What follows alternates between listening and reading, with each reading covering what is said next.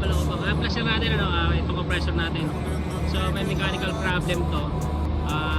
Nag-i-stuck yung crankshaft. So binuksan na natin yan dito sa oil pump. And then ni-rotate natin yung crankshaft. Nag-i-stuck na siya. May time na nagro-rotate, may time na nag-i-stuck siya.